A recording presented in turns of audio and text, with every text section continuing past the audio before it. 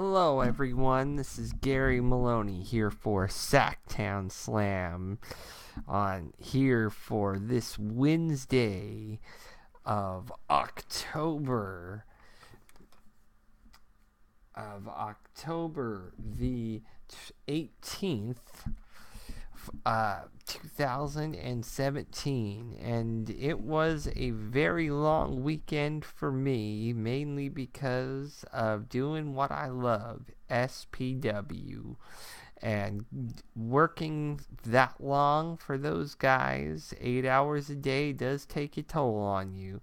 So, unfortunately, that's why I did not have any videos up for Raw and SmackDown directly after Raw and SmackDown. But granted how bad Raw was this past week, and I do mean bad, there really wasn't much to cover in the way of anything interesting. In fact, I'll go over the TLC card when it comes to that one.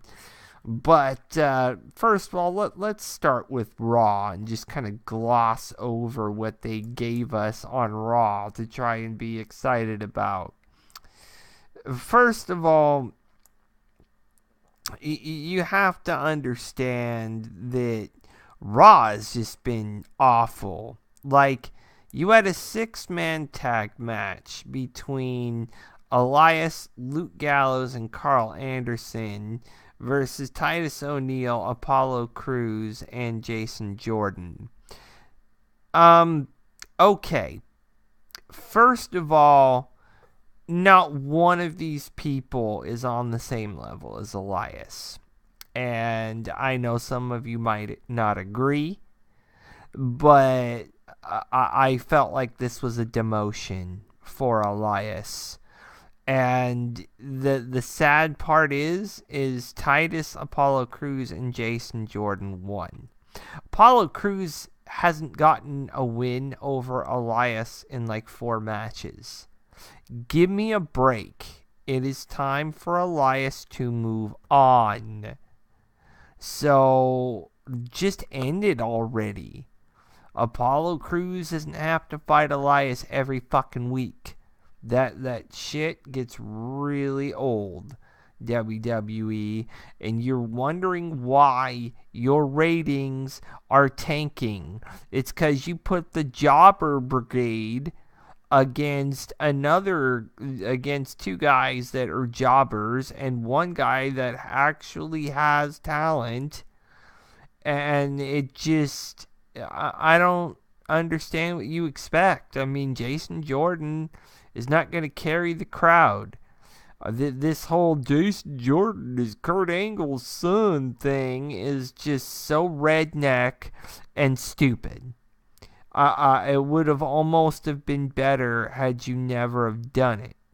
But, hindsight, I guess, for WWE.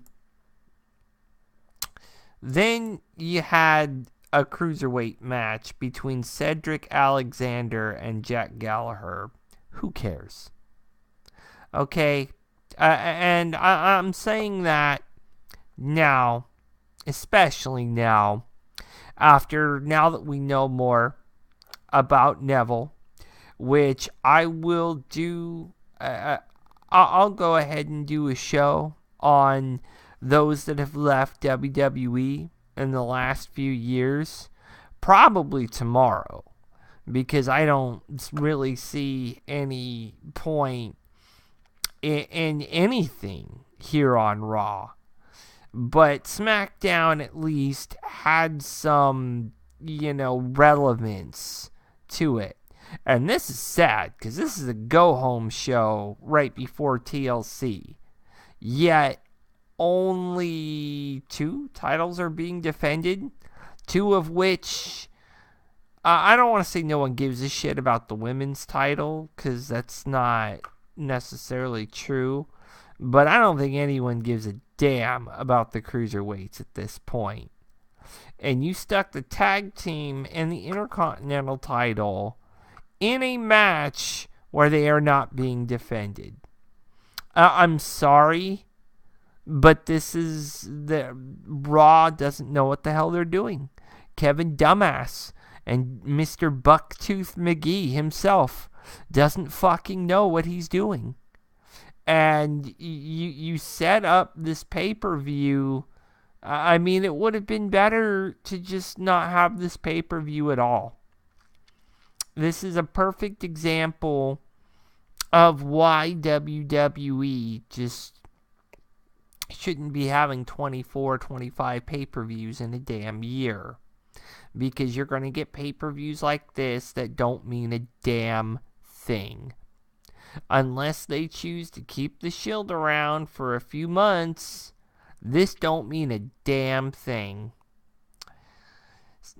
I mean, who was the winner here? Cedric Alexander, which more than likely is going to mean that Jack Gallagher and Brian Kendrick are going to win. Yay, the cruiserweights get a match that's not a pre-show match on a pay-per-view.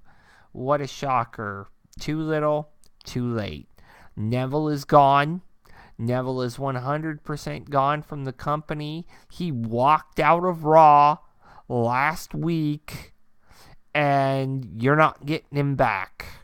Because when you ask someone to job to Loser Amore, Enzo Abore, take your pick, you're not getting those guys back.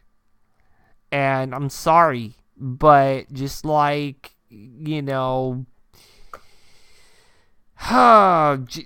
just like James Ellsworth, you need to fire Enzo.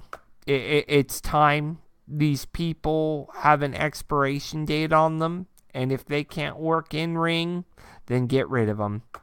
Because the fact of the matter is WWE wants to hold these people hostage, and for what? What, they have in-ring talent? Really? In-ring talent? What in-ring talent? Just because Enzo's good on the mic doesn't mean he's WWE worthy. You, WWE, made the choice to split up Enzo and Big Cass. That was on you, WWE. So, I do not care what you want or what you want us to think. Us in the YWC see right through your bullshit. You see, we're not stupid. None of us. Well, I wouldn't say none of us, but the majority of us are not stupid. So, what you were trying to sell as a pay-per-view is like a 3-hour version. Oh, wait, Raw is already 3 hours. It's a shitty version of Raw. That's all it is. And this is just, again, another credence to my point. Then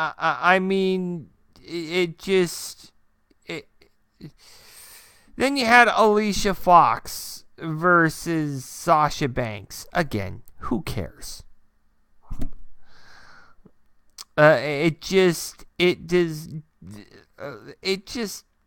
The matches are so just insanely stupid. Like, the winner was Sasha Banks, because she got a bank statement on Alicia Fox. And Alicia Fox's whole thing is throwing a temper tantrum. Congratulations, you created a bitch. Yay. You could have done that without making her job for 10 years. I don't understand what the point is behind all of this garbage that you're having people do. I don't. And really, the issue here right now is that you have created such a problem on Raw. Because you got one guy who's holding your main title hostage, and another guy who is currently your Intercontinental title holder, that this is going to be 2 of the last 3 pay-per-views he hasn't defended the damn title. I mean, give me a break. If Miz is not a fighting champion, then get the Intercontinental title off of him. Because he ain't worth it. He is not a ratings boom. Enzo is not a ratings boom. None of these idiots are a ratings boom. The only reason you have them in positions of power is because you want to fucking hold the cock that walks and have people that are loyal to your company have titles. I hate to say this, but just because they're loyal to your company does not make that the best decision.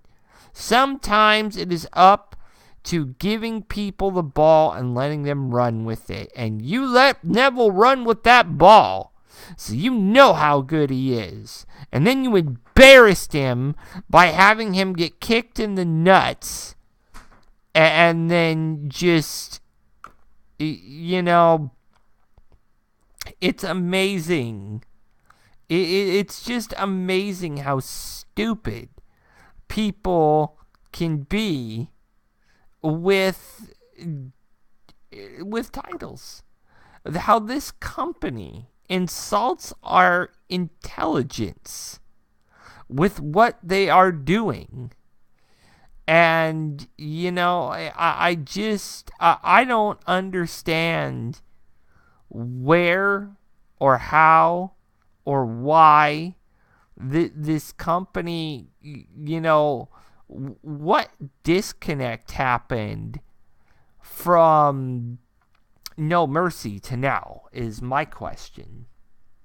I mean, No Mercy was an incredible, or well, it wasn't an incredible pay-per-view, but it had the shot at being an incredible pay-per-view. This is bullshit.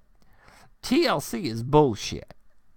TLC is looking like it will be the worst pay-per-view of the year. And that's no joke. I mean, you can talk Shield reunion all you want. Really, this Shield reunion, if it weren't happening, no one would watch. And maybe they'd watch Asuka's match and get off. And were it not for Asuka, and were it not for the Shield, I don't think a damn person would subscribe to the network for this. Not a one. And you got guys like Booker T saying, oh, Asuka, she gotta prove herself. What the fuck does she have to prove? She's undefeated. She had to relinquish. And I use the phrase relinquish the NXT women's title because she was injured. And so they chose to move her up.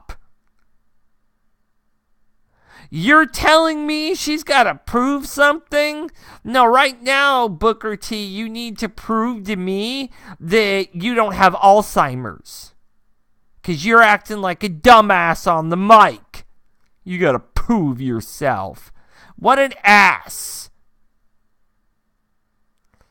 Yeah, and then you have the gall to say, oh, I think, what's her name? God, fucking the cringiest wrestler in the room, Dana Brooke. Oh, she's one win away from breaking that glass ceiling. What, really? Because that's fucking news to me. I mean, Dana Brooke, spent at least 2 months before and after SummerSlam because her boyfriend died, which that's, you know, outside the ring. But how are you going to break the glass ceiling? How? Unless she begins to get treated better, I think she's probably going to be the next one to walk away from WWE. Why? Why? Just why? Because it's obvious that she's got some kind of talent, but she has to job every fucking time. Job to make people like Sasha Banks and Charlotte and probably Asuka after she premieres fucking look good. Here's news for you. How about not making everyone job? How about making people earn it like they used to? Because WWE, I honestly believe that someone in WWE is just trying to sabotage everything. And it sucks. Then you've got Seth and Dean versus The Bar for the tag titles, which I guess they did this match for the title because they're not defending the titles at TLC. Whatever. This is probably the only match of merit on this whole fucking card for Monday night. In the end, Ambrose attempts to catapult Cesaro into the corner. You know, the same way Cesaro lost his teeth. But Cesaro lands safely on the turnbuckle. He leaps back for a crossbody, but Ambrose catches him for a dirty deed attempt. Cesaro avoids it after a couple more scrambles and transitions. The Bar hits a team maneuver. Sheamus pins Ambrose, but Rollins runs in and saves the day. Rollins hits a knee on Cesaro, who stumbles into a dirty deed from Ambrose. Ambrose gets the pin for the win. So they didn't change the tag team titles, which tells me one thing. They're not losing.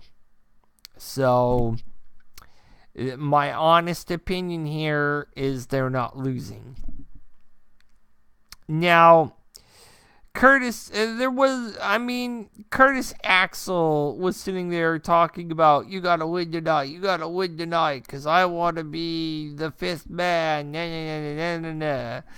it's in my hometown, blah, blah, blah, you know, I didn't get this, because if Miz had no intentions of making Axel the fifth man, then why do they care? Why does he care? Because when they made the Miz Taraj, my thought was it was with the intention of pushing Bo Dallas and Curtis Axel. Apparently, they're just there to be jobbers. And in the end, Curtis Axel got hung upside down, which was kind of funny. But the fact is that the whole thing was just stupid. This segment was stupid. And then Braun Strowman basically told Curtis Axel to, well, if you want to go beat up Roman Reigns, then go do it. Rawr. Wow. Yeah, the stupidity continues, because when the fuck could Curtis Axel ever beat up Roman Reigns, in real life or in wrestling? Then you had a women's tag match with Alexa Bliss and Emma versus Mickie James and Bayley. I think this is a repeat of last week, which I find funny. But Mickie James and Bayley won because Mickie hit Bliss with a Mick kick for a 3 count. This has probably run its course, I think, because after TLC, obviously Mickie James isn't getting the title. So I'm glad Mickie James got some TV time these last few weeks. But I would expect to see far less of her after this. Unfortunately, I don't even know why Alexa Bliss is the champ right now. I mean, she is snarky, I'll give her that, and she does make a good heel. But I just feel I feel like she's losing more than she's winning, which is not what you want to have a champ be doing. But yeah, I mean, this is just again, why do I care? Yeah, I mean, this little mini feud with Alexa and Mickey James, it was nice because I mean, probably the only thing going for Raw right now, given the current storyline and prerogative. But damn, this is not. If your women's division is the only thing keeping your show afloat, there is something wrong with your show. So then you had what else?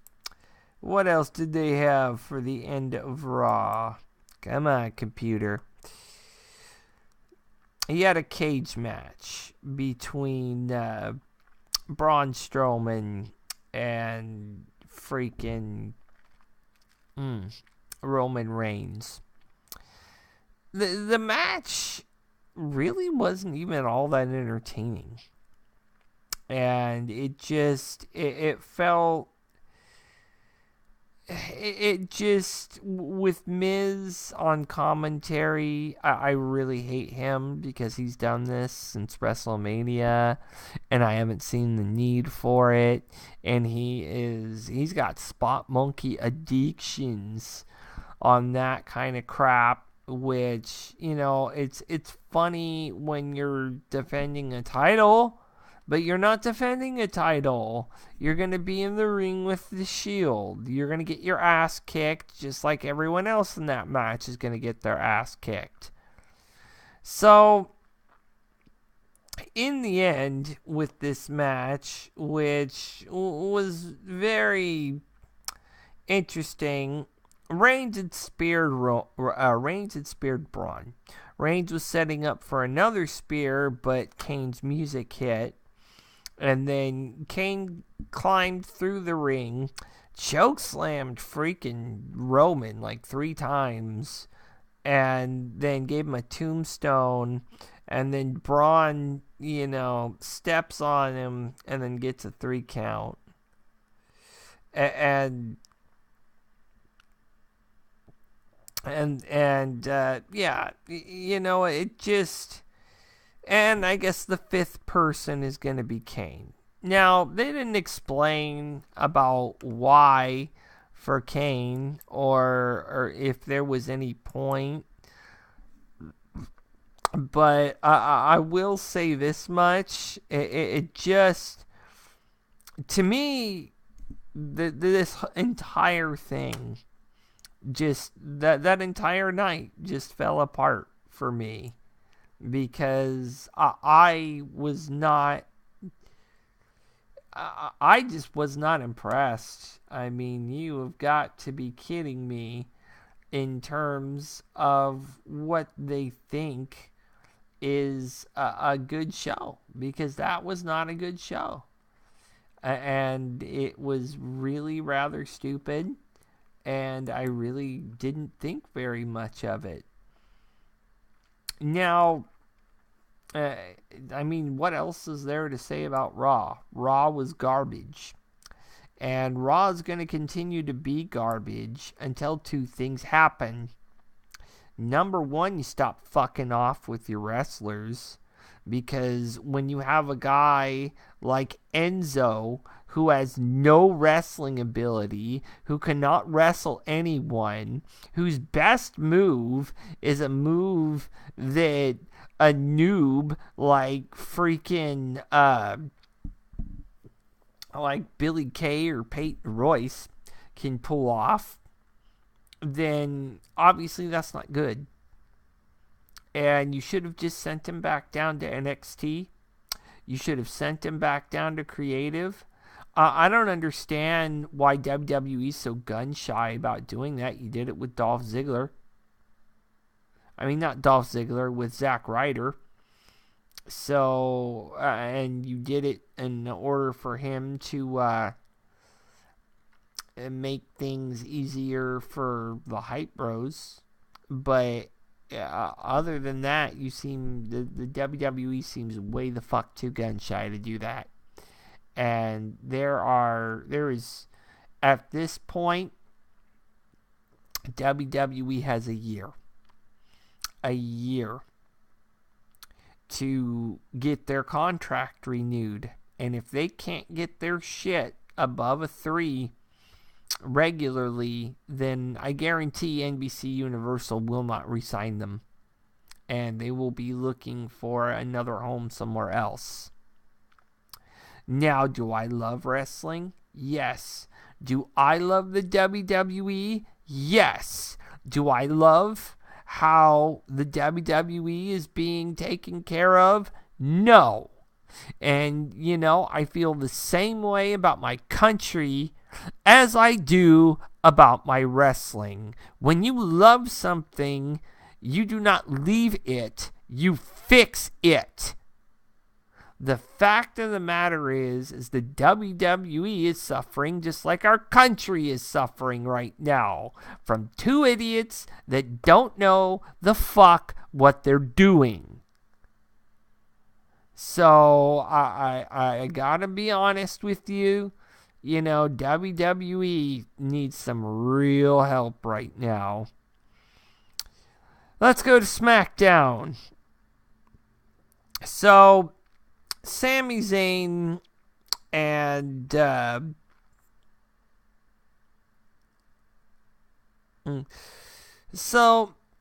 Sami Zayn and Kevin Owens came out and they gave a big spiel about, Sami Zayn saying Daniel Bryan is the authority, blah, blah, blah.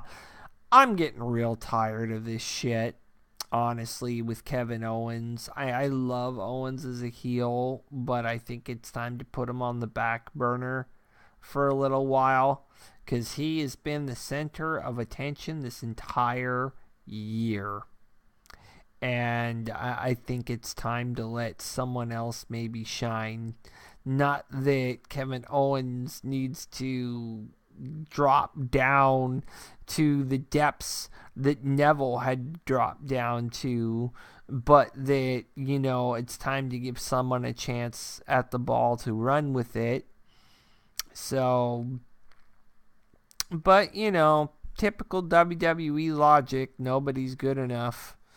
So, you started out with a 6-woman tag with Charlotte, Naomi, and Becky Lynch versus Lana, Tamina, and Natalya. First of all, why the fuck is Lana even back in the ring? I figured WWE had even just taken the initiative to figure that Lana was not ring fit. Therefore, Lana could not be in the ring.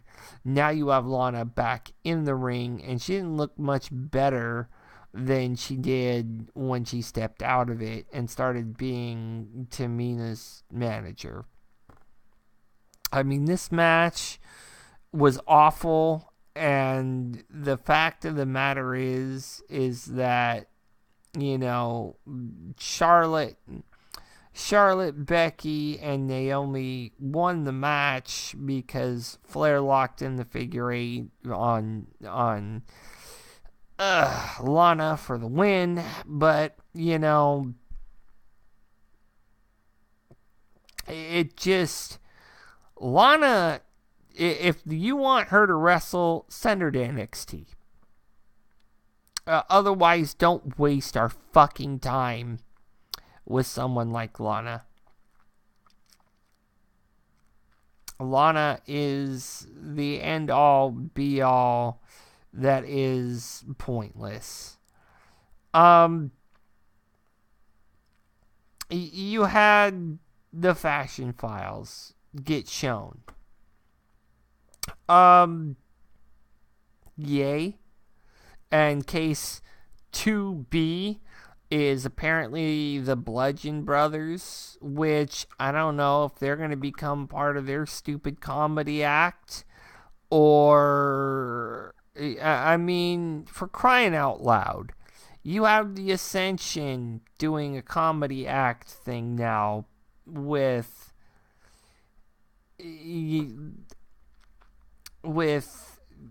Tyler Breeze and Fandango, and I just don't get it. Who wants to sit there and laugh, ha ha ha, he's all gluten or whatever? Like, how many times can you hear that joke and actually still laugh at it? I mean, how many times can you see guys looked at like jokes and not see them in the ring? I wouldn't have a problem with this were it not for the fact that they're not wrestling. And with the fact that they're not wrestling, why should I care? I mean, it's gotten to the point where the Fashion Files, there's no appeal to it anymore. I hate to tell people this, but there is no more appeal to the Fashion Files. I want to see these fuckers back in the ring. I want to see them win the titles. I want to see them become something other than a second-rate joke. And this is a stupid move by whoever the fuck is in charge. As I said, stupidity. And this shit all starts at the top. And who's at the top? Vince McMahon and Kevin Dunn and fucking Road Dogg and Michael P.S. Hayes. Those are the ones at the top. So this shit, unfortunately, and part of this falls on Triple H too. He's the COO, legit. So, come on. Are you really gonna shell out this kind of bullshit garbage? This dumpster fire that is WWE. You are losing people right and left. Nia Jax apparently walked out on Monday night, so God knows what their plans for her were. And she asked for a leave of absence from WWE. She didn't quit like Neville, but I'll tell you this much. It is not beyond the realm of possibility that she could just as easily quit like Neville did. And here's the thing, and this is one of the things I'm going to talk about. You know how many people have left the WWE in the last just 2 or 3 years alone? Just because they didn't like WWE's politics? Not because they got fired or they didn't pass a drug test. It wasn't like an Evan Bourne or a Rob Van Dam kind of situation. It wasn't like, even still, it wasn't even like a Paige situation where she broke her neck and also got busted for 2 drug violations, which is why you haven't seen her. But the fact is that you have such a weak sense of storytelling.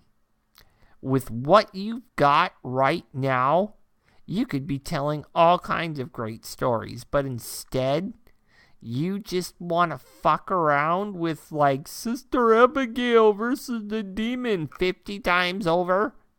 Hey, really? Do I really need to see that match again? I'm bored with it. I was bored with it at SummerSlam. And yet you made me see it again. And you made me see it again.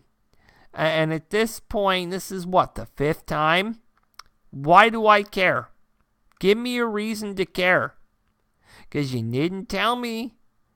You didn't tell me why they were fighting in the first place. It just suddenly happened. And you forced things to happen.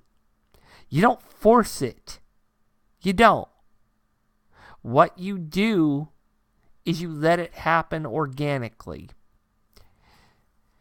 Then you had Baron Corbin versus Sin Cara. Yeah, that was a weird match where Baron Corbin had to take a dive for Sin Cara.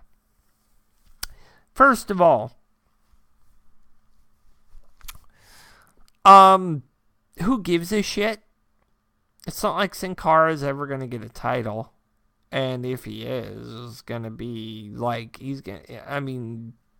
why do I care? I mean, it wasn't for the U.S. title. And even if it was, he won by countout. And, he drop kicked Baron Corbin off the apron, and Corbin never made it back in. And if Sin Cara versus Corbin is where you're going, what the fuck happened to Ty Dillinger? I'm seriously hoping that this is just a post pay-per-view thing that they're doing, because I just don't get it.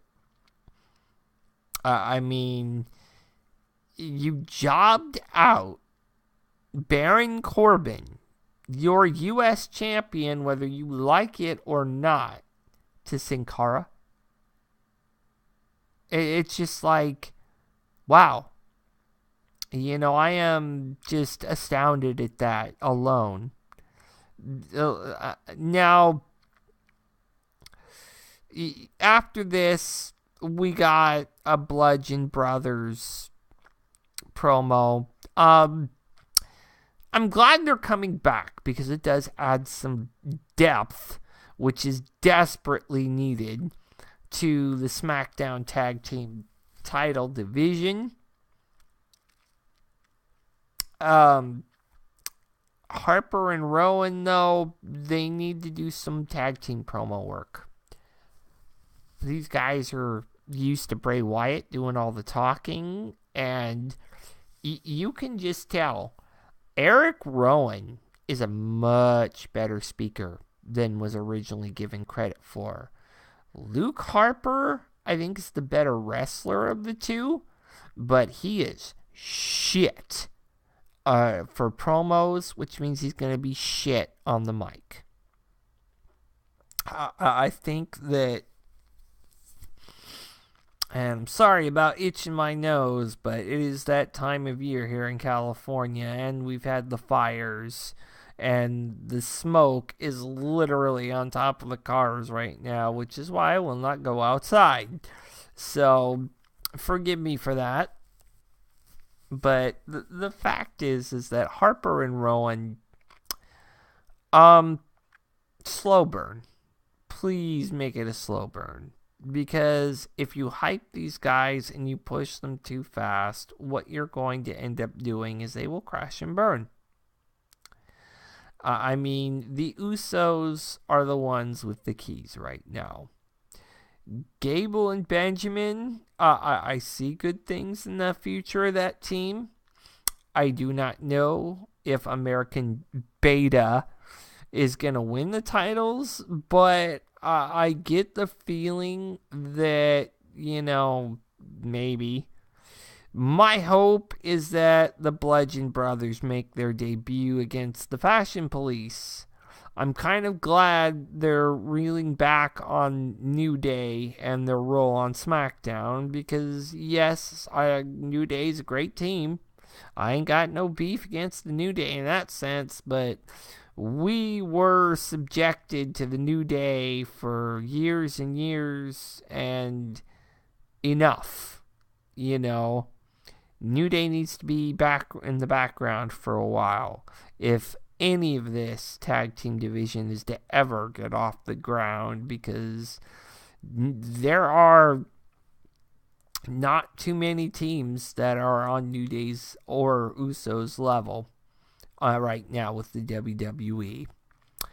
Anyway, Then you had Jinder Mahal and the Singh brothers walk out. And this just blows my mind. Like, so he walks out there and everybody wants to know what's next for him on SmackDown and how he's beaten every credible person on SmackDown and anyone that's worth beating, and that he wants to challenge Brock Lesnar to a match because he is the only one worthy, and da-da-da-da-da. Before I get to what happened after he said this, let's just analyze this. So you, the guy that cheated to win every fucking match that you have ever had, which is the only reason you hold that title right now, want to challenge Brock Lesnar, a guy that looks like he could eat you. I mean, I don't care if this is predetermined or not. First of all, obviously, WWE veered away from giving Finn Balor his rematch at Survivor Series. Apparently that is not going to happen. But you're telling me that you are going to give Mr. Punjabi Boy to Brock Lesnar. Listen, I don't care what anyone thinks about this. This is the stupidest match you could ever make. Like, the stupidest. Number one, if Brock Lesnar lets him sit there and do rest hold after rest hold after rest hold onto him, then Brock Lesnar is just as big of a pawn as everyone else that's lost to freaking Jinder Mahal. I don't expect that, but who knows? WWE's done some stupid shit before. In terms of what I would assume was going to happen, seeing as they said Brock Lesnar is going to respond on Monday, which I am sure that he will say yes. They will set up a match at Survivor Series or a 5-on-5, whatever. Who cares? Because Jinder ain't winning. I mean, that's the bottom line there. Jinder is not going to win. Jinder sucks. Jinder is a shitty heel. Jinder is a racist heel. Jinder is probably one of the worst characters that has ever been thought up of in WWE history. Jinder and the Singh brothers can go join the rest of the dumpster fire, because this company right now is a dumpster fire, and all they are doing is throwing more garbage in the dumpster fire. So I just feel like, why Jinder? Why Lesnar? Who the fuck cares about either one of them? You've got one guy who cannot win a match honestly to save his life, and you have another guy who does not fight ever and would rather be shooting wild animals for fucking whatever the fuck reason. Get a grip, WWE, on your product, because it's not fun to watch anymore. Am I still going to watch it? Yeah, because it's my job as a part of the YWC to sit there and tell you people the real fucking stories. And this is the real story. You know, you're wasting your time with this fucking product. And for those of you out there, your Don't Hinder Jinder crowd, let me just ask you, the Don't Hinder Jinder crowd, about this. Do you really think he's going to beat Brock Lesnar? Even if he throws the midget brothers at him, do you really think they're going to beat Brock Lesnar? No, Brock Lesnar will just fucking destroy them. Put them through a goddamn table and end us of that misery. So, whatever. This to me is career suicide for Jinder Mahal.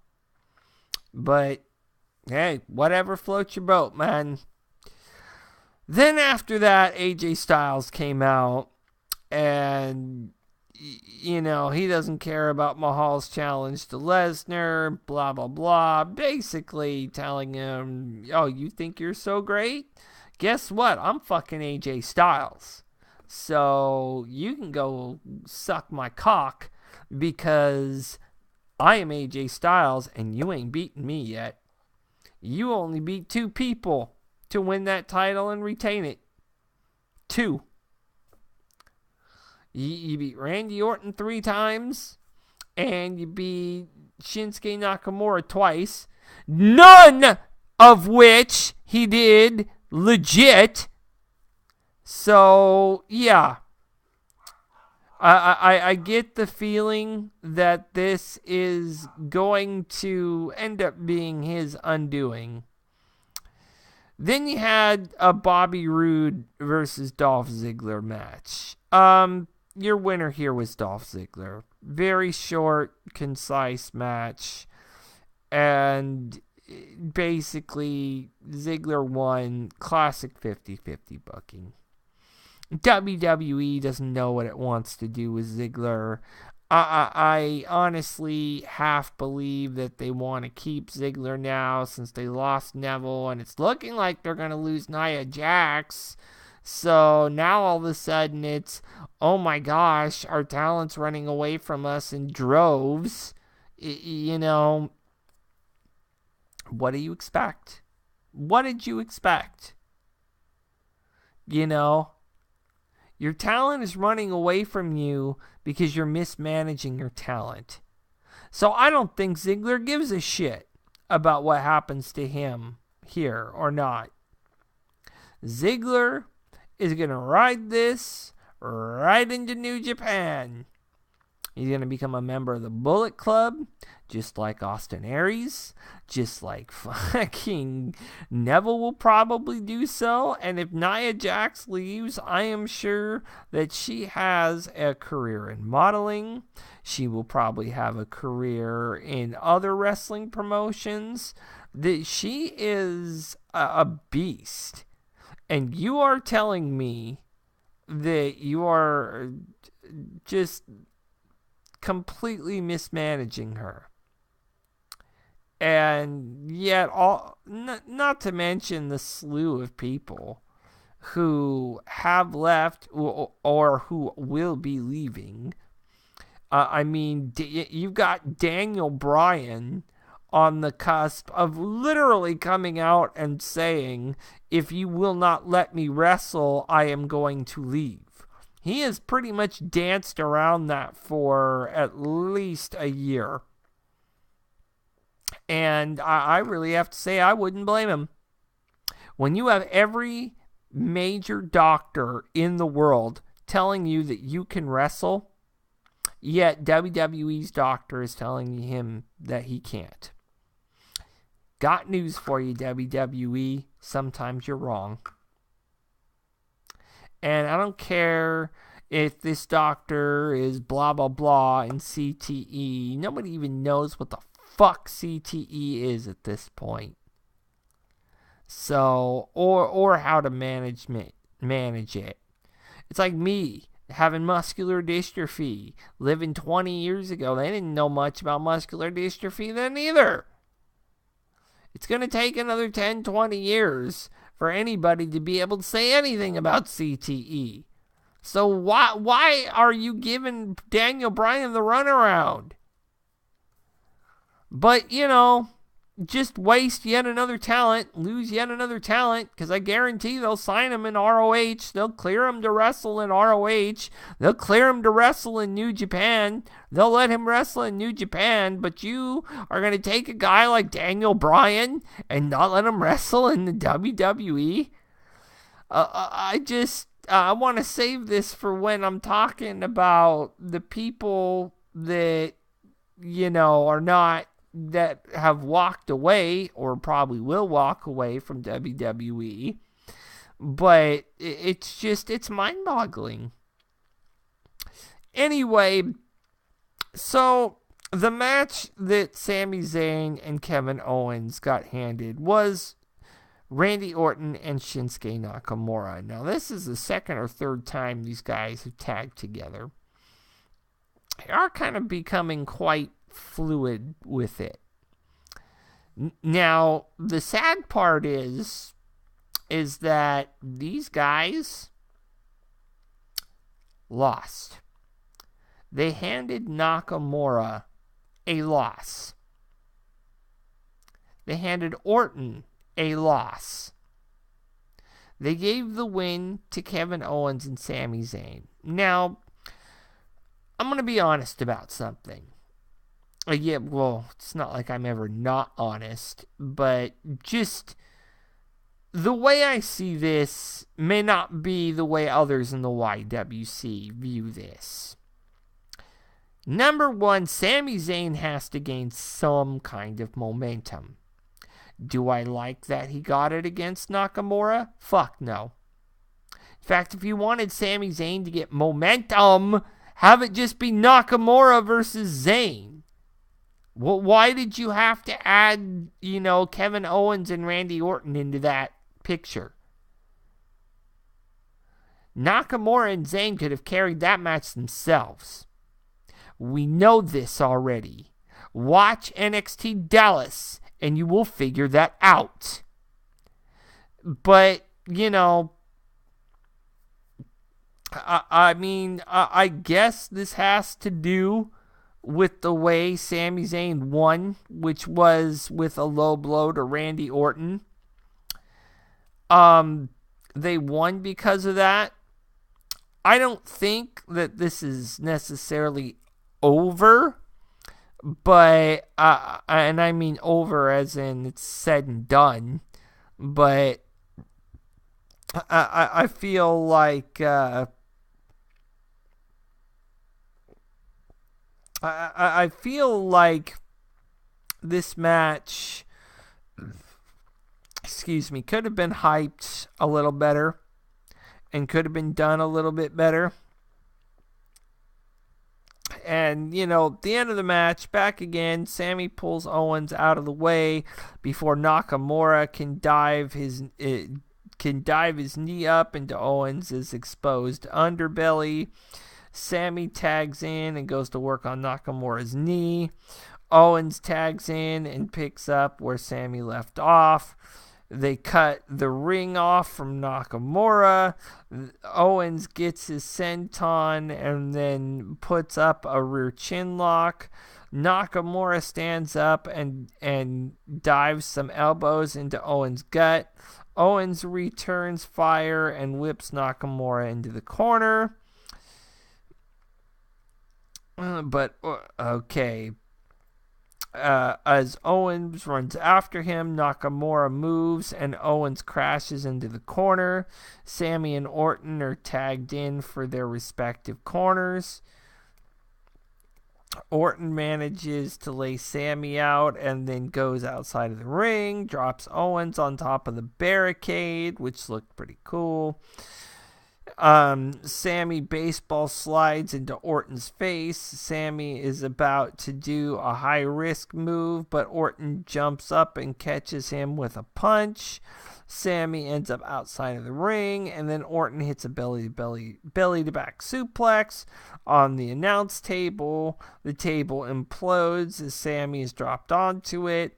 Orton smiles widely and then throws Sami back into the ring. Orton hits a big power slam and then pins for a 2 count. Orton sets up a dropping DDT. Owens distracts the ref, and Sammy lands a low blow. Sammy follows up with the Halula kick and then pins for the victory. Here's my problem with this match. Where the fuck was Nakamura? Nakamura is not stupid, and Nakamura should have been defending his tag team partner the way Owens and Sammy were defending each other. That was my biggest problem with this match. I mean, if you're in a tag team match, you're there to defend your tag team partner. I'm not sure if there's a disconnect there with Nakamura or not. But the fact of the matter is that this was an abomination of a match. And even though it was the best match on yesterday's card, it was not good by any perspective. And I feel that if the WWE is going to be headed like this, it's going to be a long time till we see anything good from the WWE. I mean, it really feels like 2017 has been a shit year for WWE. 2016 had some great moments, and that's both pre and post draft. But, you know, when you're sitting there and you're pigeonholing guys in a cruiserweight division, Nakamura, I only can imagine how long it's going to be until he walks away. And that's another thing. Why should he have to continue to eat loss after loss after loss after loss after loss? Nakamura is better than that. Nakamura is worth more than that. This guy was heralded as one of the best wrestlers from New Japan Pro Wrestling in 2015. And yet you are wasting his time. You are sitting there and wasting his time. I am just amazed at how stupid WWE's booking decisions have been this year. You've had how many Fatal 5-Ways? Like 8, 9 between both shows? I mean, can you not think of anything original? And not to mention the women's Fatal 5-Way from 2 weeks ago. You know, Michael Cole is like, oh, Bayley wins. Oh, wait, I'm just being told. Oh, wait, this elimination Fatal 5-Way. So those guys didn't even know what was going on. And they're fucking commentators. Like, really? Really? I mean, I work for SPW and I at least know what's going on. They at least have something solid going on.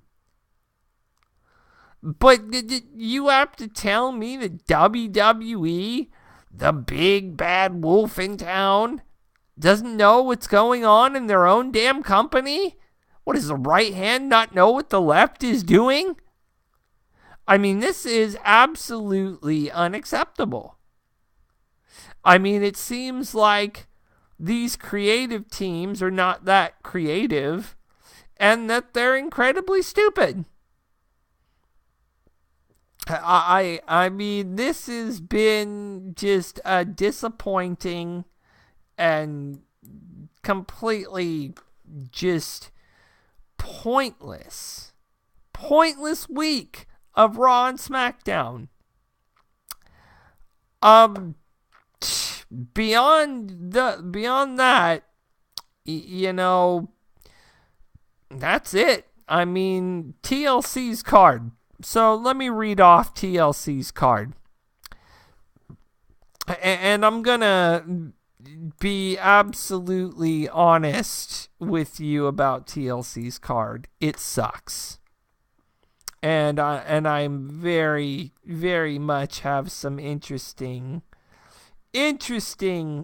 very, very interesting things to say about their card right now for TLC, because it is a terrible, terrible card. So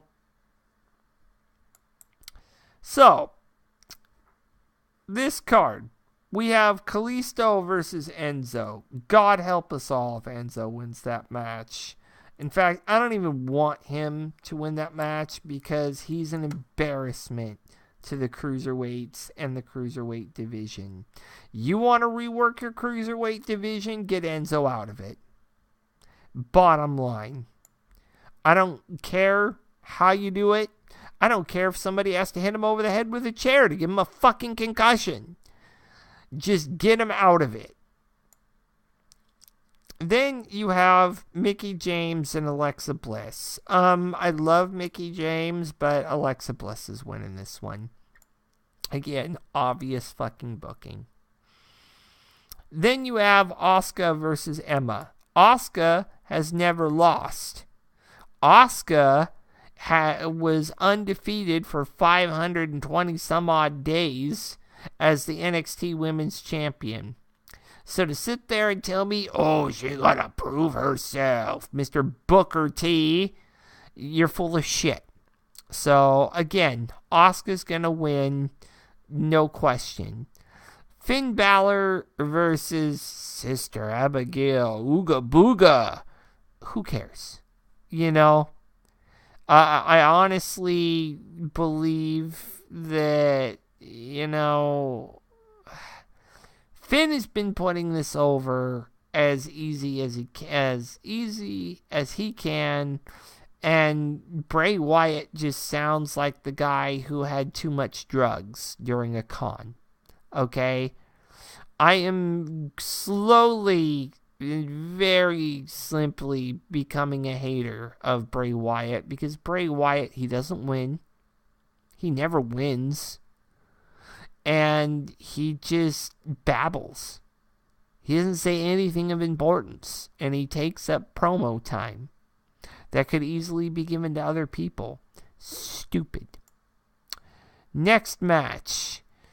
Jack Gallagher and Brian Kendrick versus Rick Swann and Cedric Alexander. Only reason this is happening on a pay-per-view and not on 205 Live, which no one watches anyway, is because there are no other matches to fill this card. That's the only reason. So again, who cares? Because it's not me.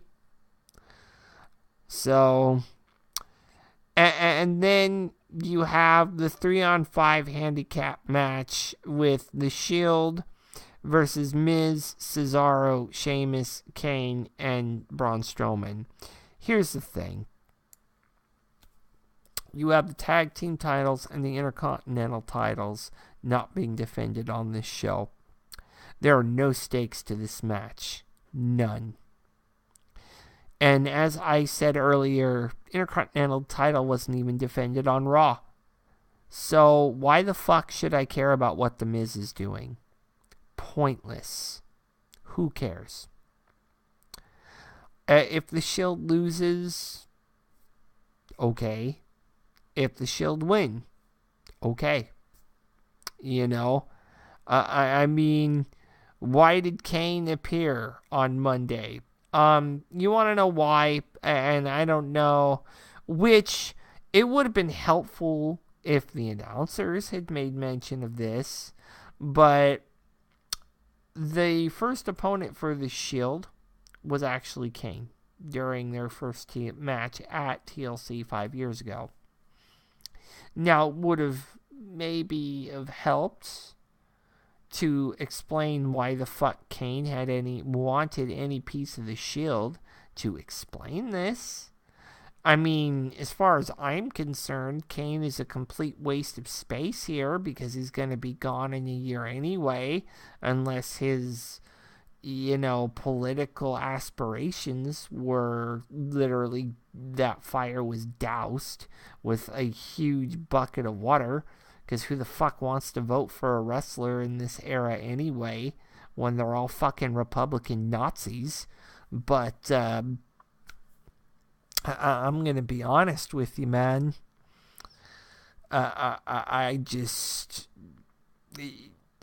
It becomes a problem when you have 5 guys that have basically nothing to do with one another. I mean, Sheamus and Cesaro are a tag team, so I guess that's the exception. But Miz has nothing to do with Kane or with Braun Strowman, and vice versa. Like, this is just such a stupid pairing of talent. This is almost reminds me a little bit of the trio that, you know, is incredibly good, so somebody, you know, goes and gets the best tag team and 2 of the best singles wrestlers, though I sure as hell would not call Kane that.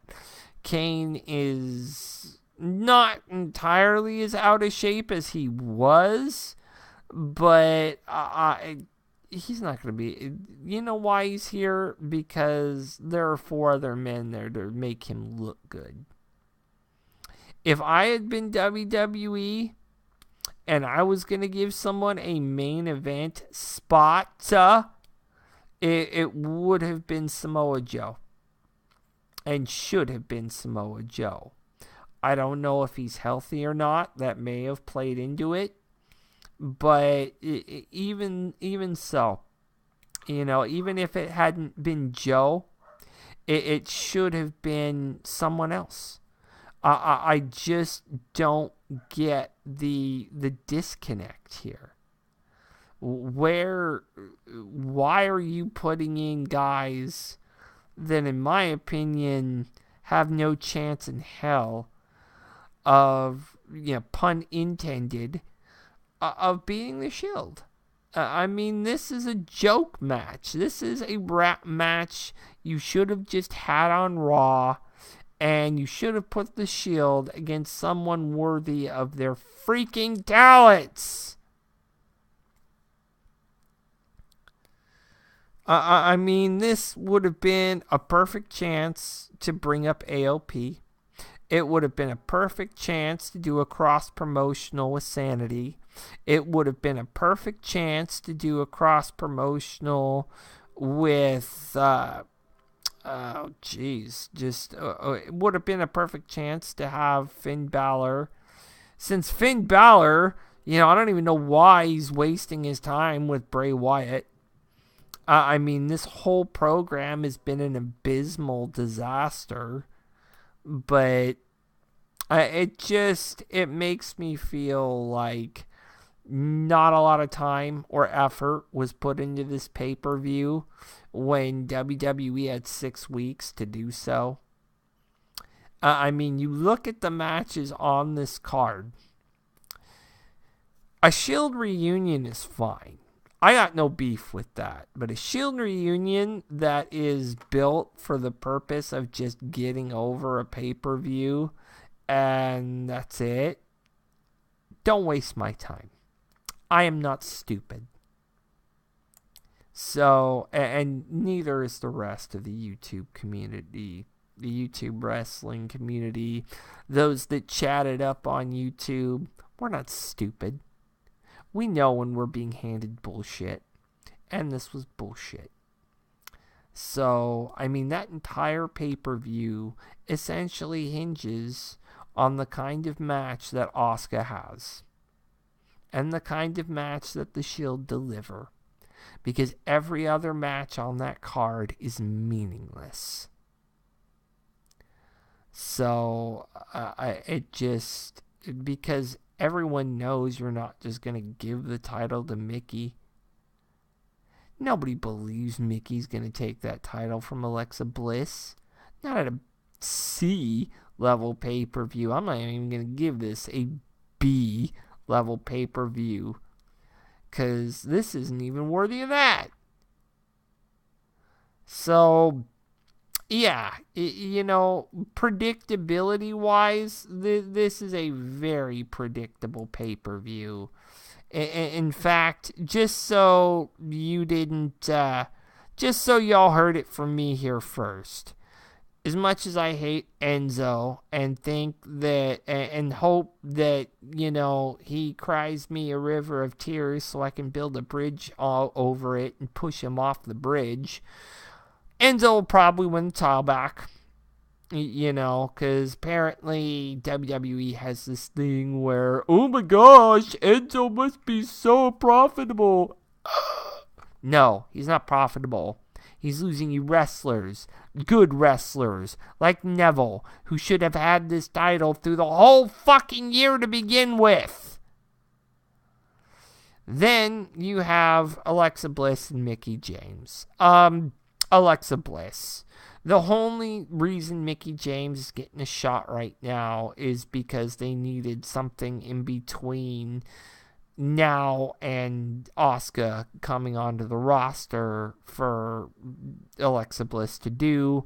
And Alexa Bliss and Mickie James was a decent program, but it ends here. So, next one, Asuka versus Emma. This is a no-duh. Asuka.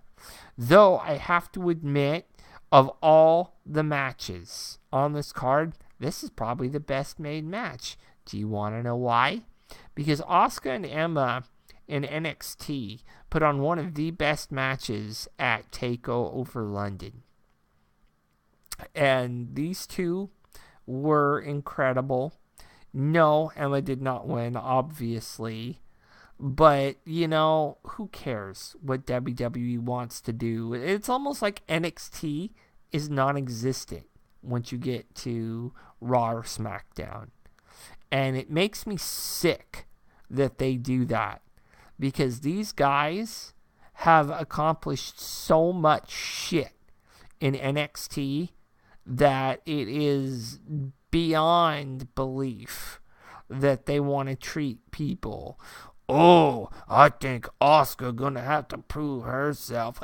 To who? Booker T, what, are you not subscribed to the network? Jackass. Then you have the Demon versus Sister Abigail. I don't give a fuck.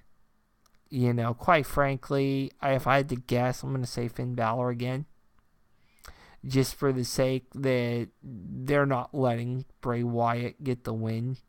And this whole thing has been about just unoriginal, inconsistent, repetitious promos that don't mean anything. So I just want Finn Balor to stomp the shit out of him and get the fat boy out of our way. Jack Gallagher and Brian Kendrick versus Rick Swann and Cedric Alexander. Again, who cares? I mean, I know that this has been this is a good chance for the cruiserweights to take advantage of a slot on the card, though, to be fair, without being on the pre-show. I don't know how much time they're going to give them, but I think this is a chance for the cruiserweights to prove themselves. These are four of the best cruiserweights in the division. So I think that they need to take advantage of this with the time that they have. My guess here would be Rick Swann and Cedric Alexander, as they are two of the best cruiserweights in that division. Then for the 3-on-5 TLC match, The Shield. There's no question now that The Shield's going to win this match. Because you jobbed out Roman Reigns at the end of Raw. You did have Seth and Dean retain their titles, so that's kind of a thing where if they're going to come out with titles and Roman, the big dog, is going to come out there, I think it's probably going to be The Shield. I mean, there's nothing for the other team to lose, and there's everything for The Shield to gain. So hopefully this isn't the end, but wow, this is definitely, this is slim pickings for this card. So I really feel like this card is just abysmal. I mean, TLC, if I were to just give the card right now, it would be a D. I mean, we're talking a 2. And this is more than likely going to hit a 1 or a 2 on my fucking radar. I don't care if Asuka's on this card or not. Anyway, my name is Gary Maloney here for Sacktown Slam, and I will be signing off. I will hopefully see you tomorrow or Thursday with another show. So, thank you.